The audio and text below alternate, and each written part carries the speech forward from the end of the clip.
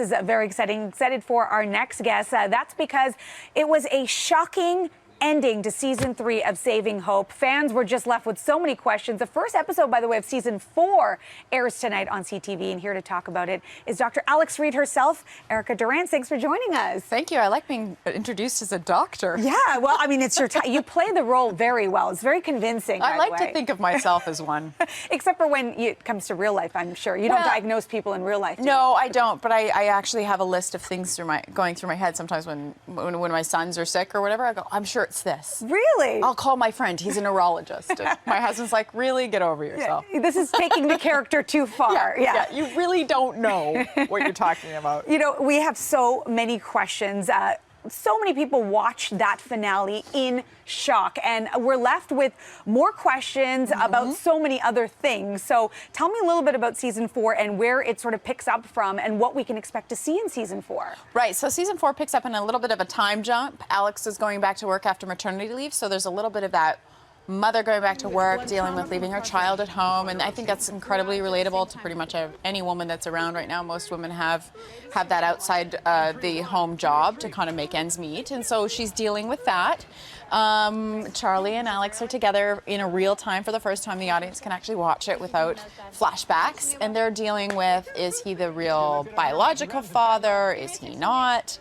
And so the ghost of Joel is still kind of popping up a little bit. Yeah, so we don't have to worry about the love triangle anymore, per se. But now it's more about who's the baby daddy. Who's the baby daddy? That's right. And she tries to avoid it a little bit, dealing with it. And so they're kind of dealing with that. And then, of course, there's all of Charlie's baggage, which brings that whole other little world, the spirit realm, the other world, if people want to call it that, which becomes a little bit darker this season. Interesting. How much do you actually know about what's going to happen in the season ahead of time? Because a lot of people didn't see Joel's death coming.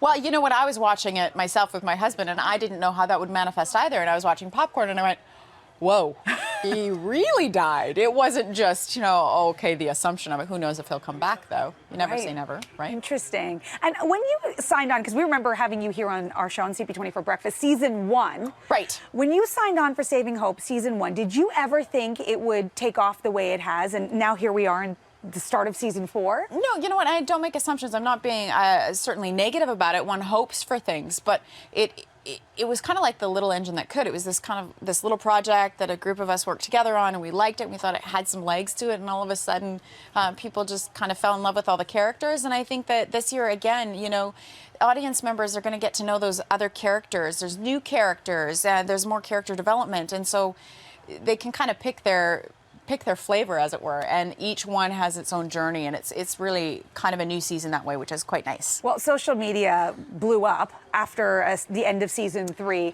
Talk to me a little bit about the fans and what you hear from them, because I mean, 1.7 million people watched that finale. That's right. So what I like to say to all the fans, and when I was getting the response of the shocking ending and Joel's departure, was thank you for being so invested, because there are people that were pretty angry. But like I always say, you know, the new season brings in new people, and they're going to be pretty excited. We have some new actors coming in that are awesome, that they'll fall in love with. You can't help but love them. And you never, like, maybe he'll come back.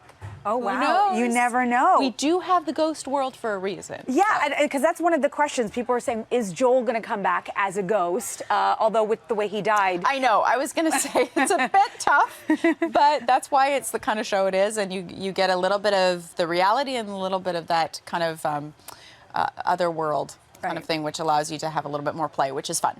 Well, we talked about it earlier, touched on it with your character, Alex. So tell me about playing that role and what attracts you to it, because obviously there's some things that sort of parallel in your real life. You just had a baby yourself.